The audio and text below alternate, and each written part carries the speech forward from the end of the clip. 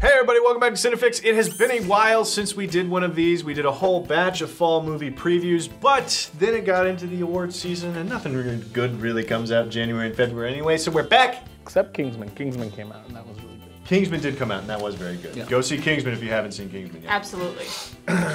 So March, first weekend in March, March 6th, we have Chappie. Chappie, of course, is Neil Blomkamp's latest film. Neil Blomkamp of District 9 and Elysium fame slash disfame? Yes. Infamous? Point is, he made District 9, he made Elysium, now he's making Chappie, a movie about artificial intelligence. Yes. Now, I remember when they first announced Chappie, like, it was Hugh Jackman is gonna have a mullet, Sigourney Weaver's there, it's gonna be a comedy. Dee Antwoord. Dee Antwoord is there, and then, you know, they're like this weird South African funk pop something or other. I don't even know how to describe the music. They're amazing. And I was like, this sounds like a blast. And then the trailers come out, and I'm like, no. Well, okay, here's the thing. The first trailer came out, and I was like, yes. The American trailer came out, and I was like, because the first one was like contemplative and interesting, but also funny, and it hinted at action. The second trailer was like paint by numbers RoboCop. Yeah, like, I want to say this is a movie I've been looking forward to for a really long time, unlike a lot of other movies that come out in March typically. But this is also a movie where I feel like the reviews could come out, be super terrible, and I'll never see it. Well, the early reviews are not good. They're not bad, but a lot of the word coming out of Chappie is like, yeah. I feel like it's gonna be somewhere in the middle between District 9 and Elysium. I don't think it's gonna be like as big of a disaster as Elysium. Yeah. The biggest problem for me on top, and just my own expectations being sort of, you know, thwarted, I guess, because I thought it was gonna be like really fun, and it just doesn't look like it's gonna be really fun. I thought it was gonna be like a comedy first and foremost.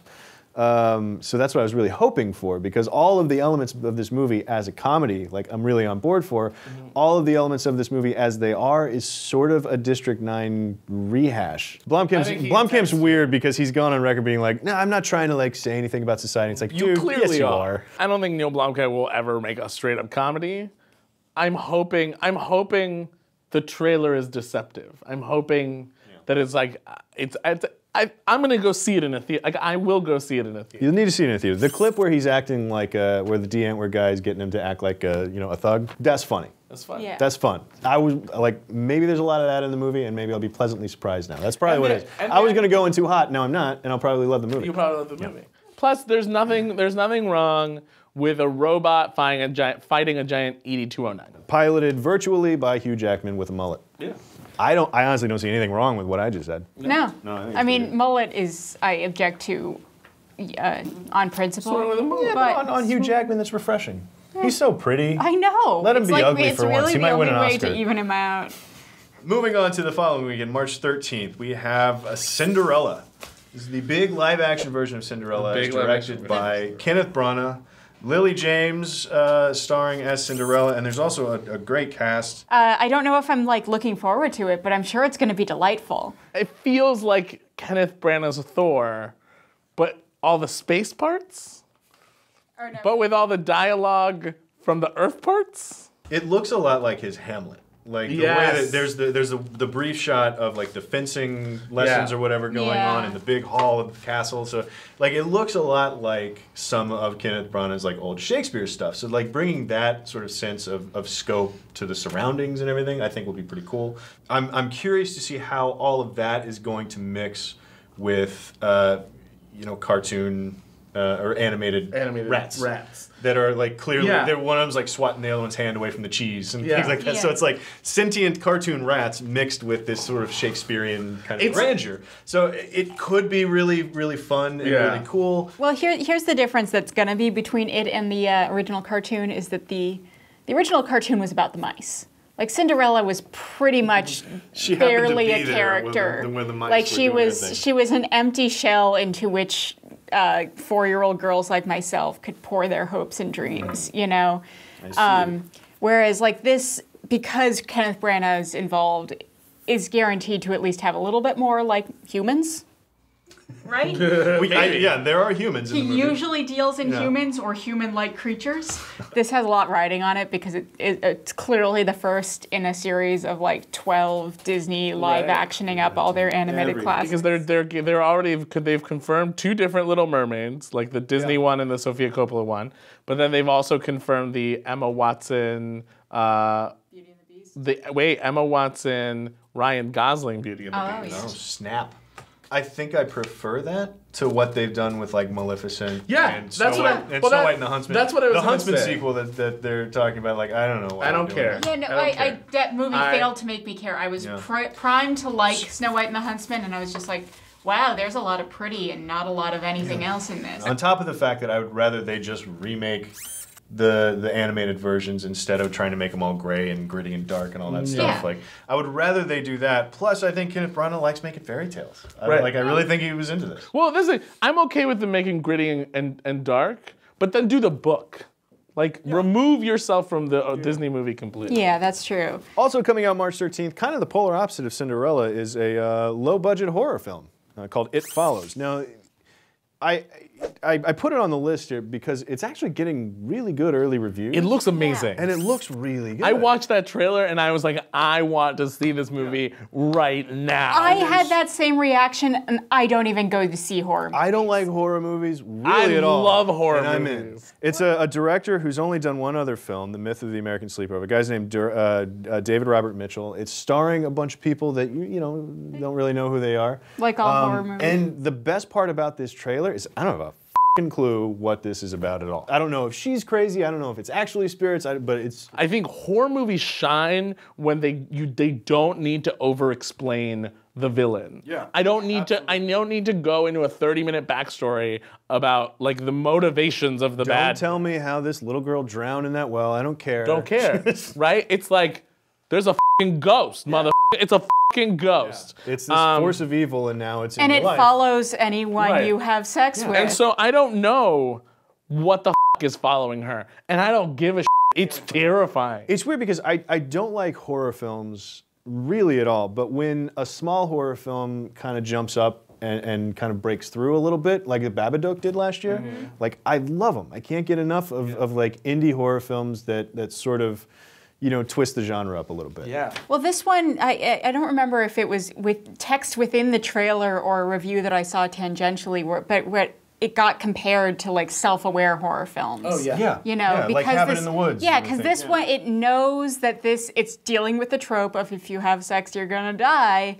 Right. Except it's just that's the entire thing. That's it. It's like it makes it literal. It hangs the biggest lantern on it you could possibly hang, and then you're just like, okay. The premise in the trailer makes it sound like a sex version of The Ring meets Final Destination. Yeah. Because it's like if you have sex, you pass it on.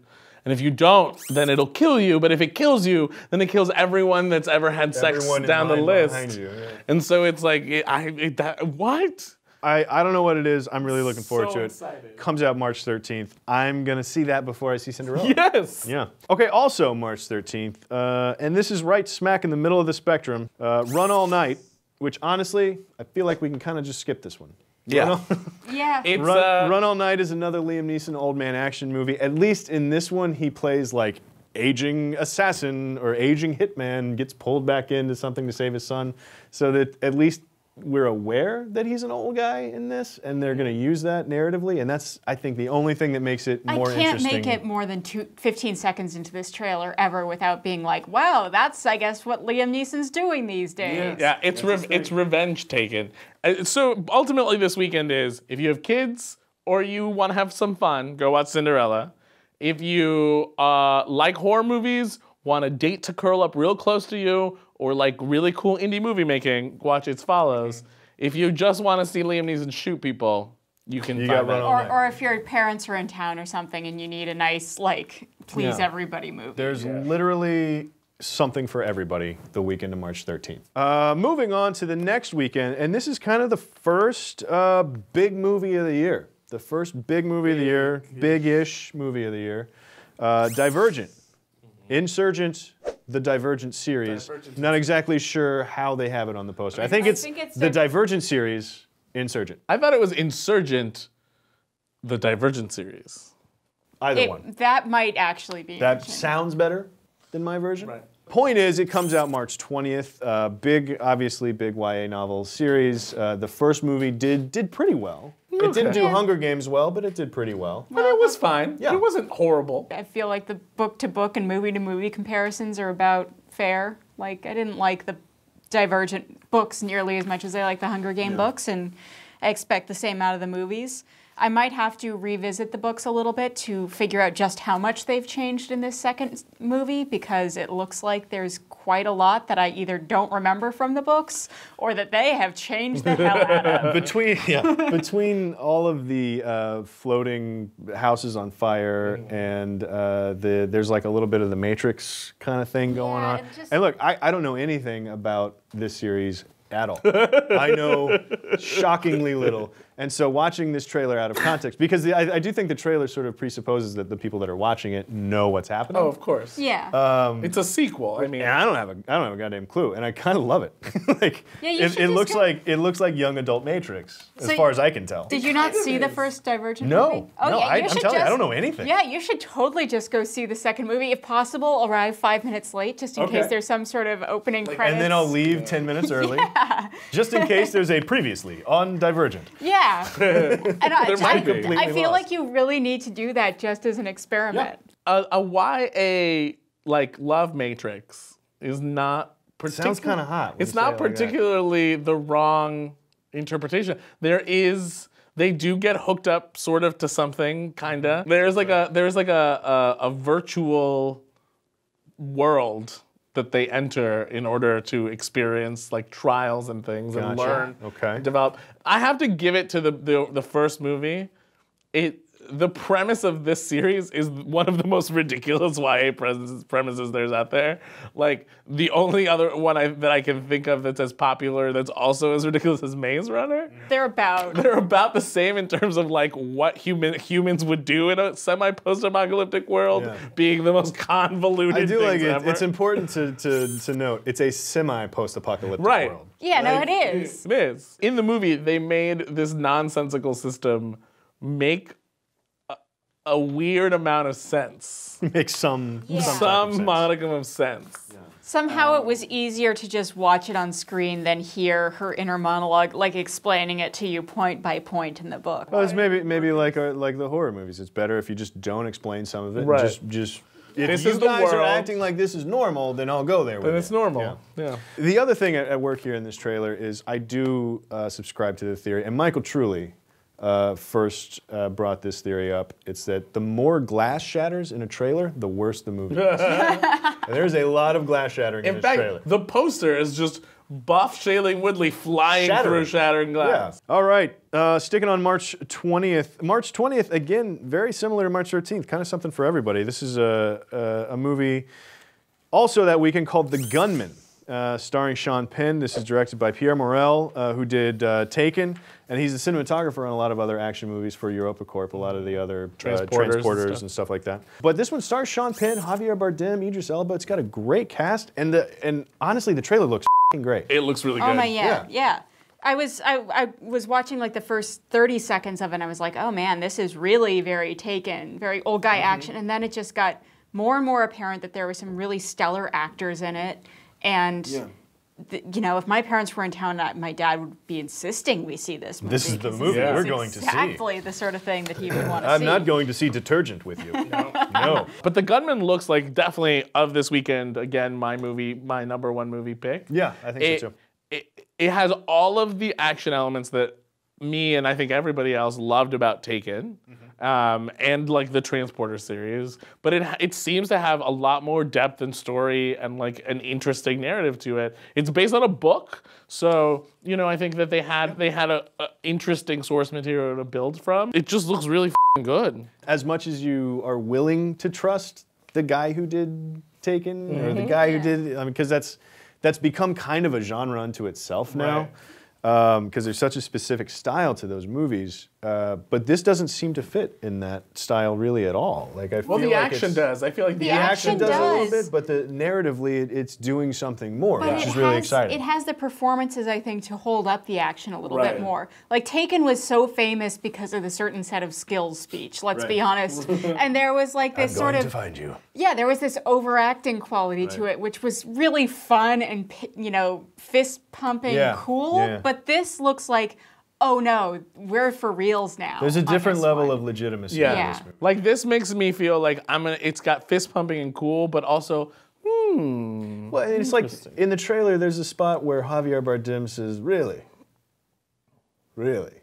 It's like that second really, I'm like, oh, he's good. This is gonna be great. He can act with one word. He just said really twice, and I was like, oh, I'm scared of that guy. It's funny because I've only seen the trailer. I haven't read the log line, but you put it right here. Yeah. And it sounds like the log line to Rambo.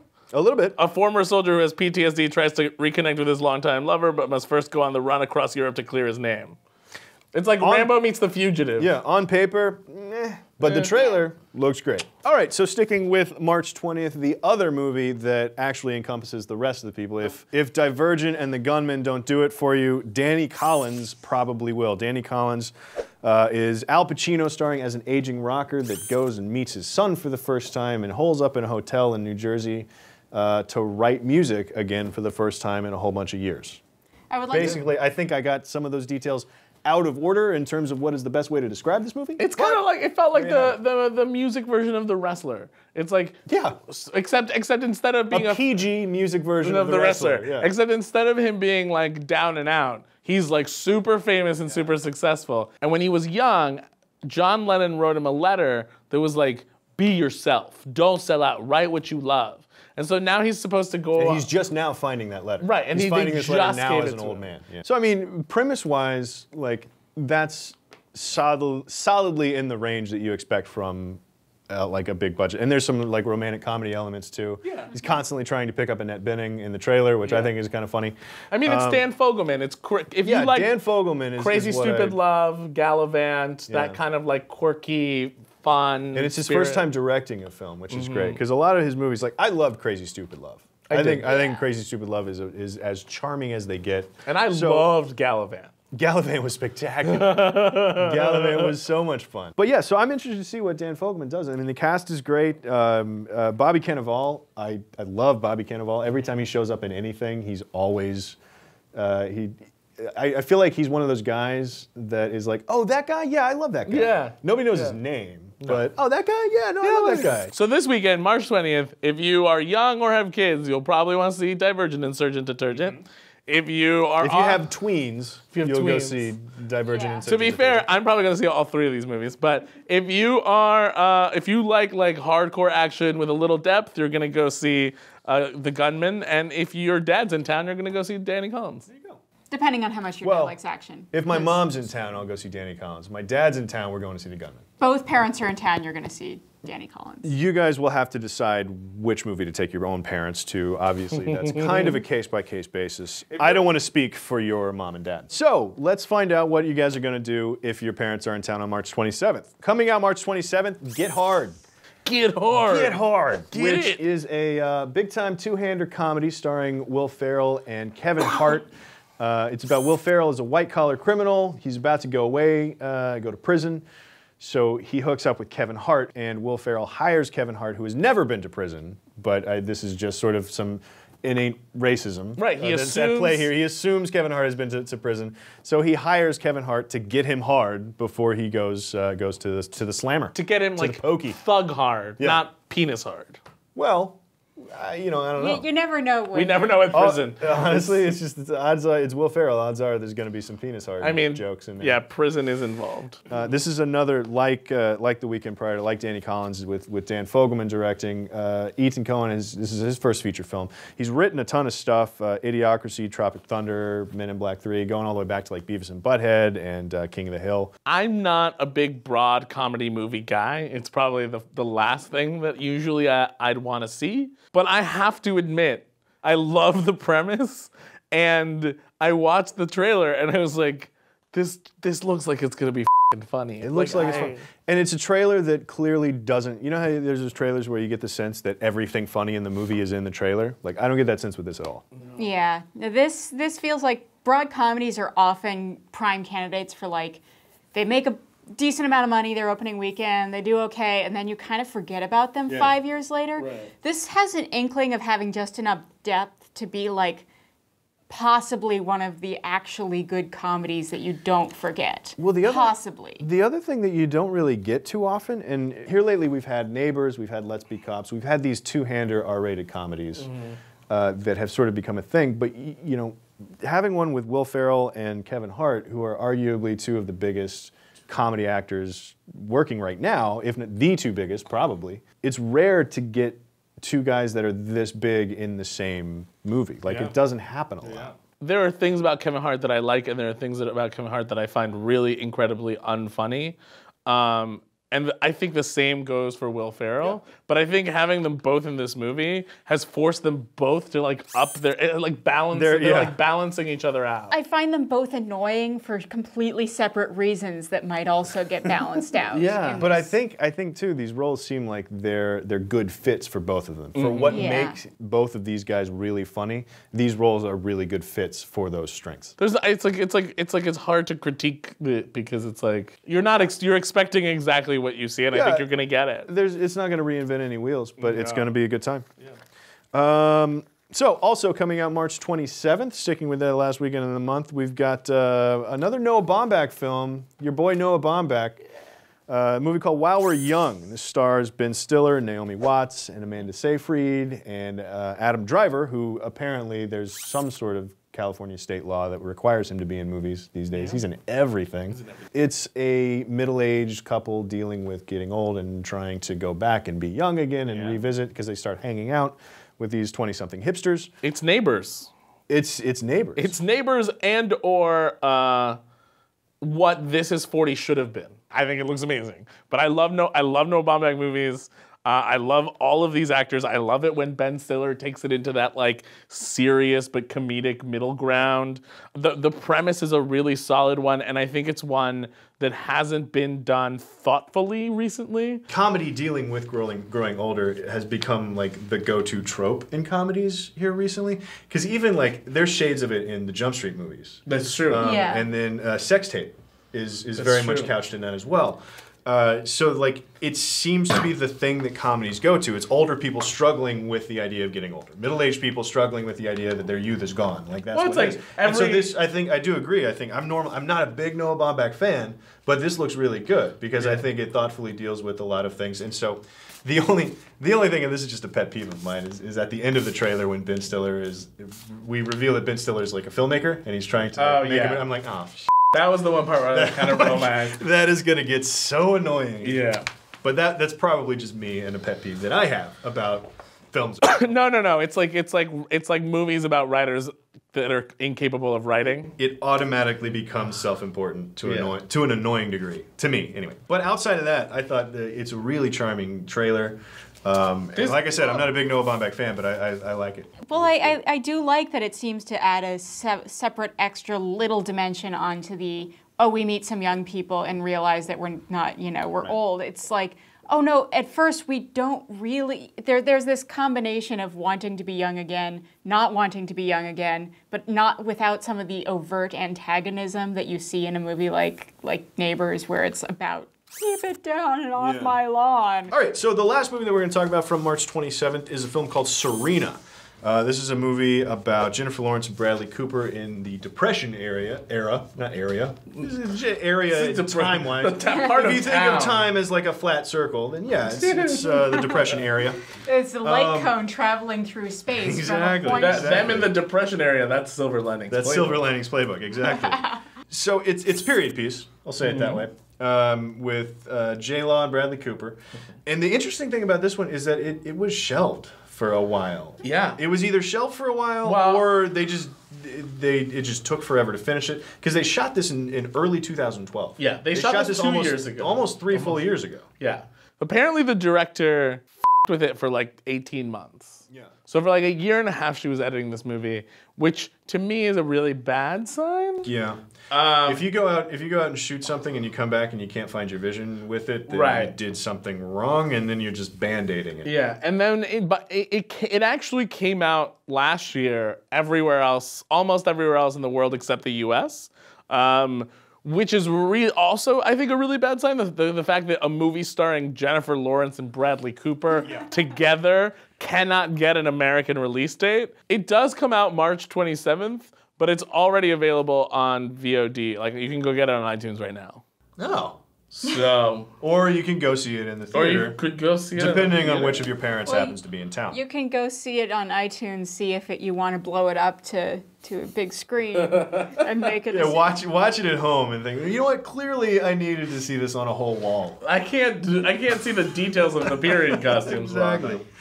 But it's frustrating though because Suzanne Bier, who is from Denmark, was a very successful filmmaker there. Mm-hmm. She won the Academy Award for Foreign Language Film for, I believe it's called In a Better World. Mm-hmm. She did Things We Lost in a Fire with Halle Berry and Benicio del Toro a couple years ago, which was a really effectively sad movie.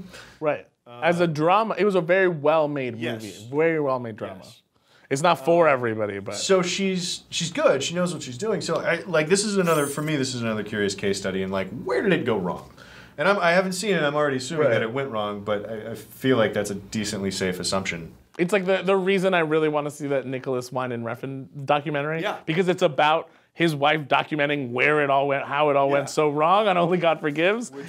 And good for her for realizing, you know what, you're going insane. I'm gonna start rolling a camera. And that's the thing about Susan Bier. I still really respect her as a filmmaker because to me, what the 18 months of editing says is she knows. She knows that she f***ed up. She's trying to fix it. She's trying to fix it. There's only so much she can do. She should just move on to her next thing. Yeah. Everybody's got to fuck up, and that was hers. Yeah. So let us know what you think about all these movies down in the comments below. Which ones are you looking forward to? Let us know which ones you've seen already somehow, because some of you guys get sneaky and see movies early. Because you live in other countries. That's how the internet works. Yeah. SERENA has come and gone for a lot of you. We're still sitting here talking about it like a bunch of jackasses. Anyway, let us know what you think about all that in the comments down below, and we will be back doing this towards the end of March to look ahead at April and all fun movies coming out in April. So click like and subscribe. Stay right here for more movie news on CineFix Now. Did you just honk boobs? No, it's the CineFix thingy. Oh. It looked like you honked boobs. All right, that's a good place to cut out. Are you going to keep it in there and then transpose his little this with the bumper, or are you going to cut it out entirely? No, I'm probably just going to cut after the part where I ask him if he was honking boobs. Or I might include all of this.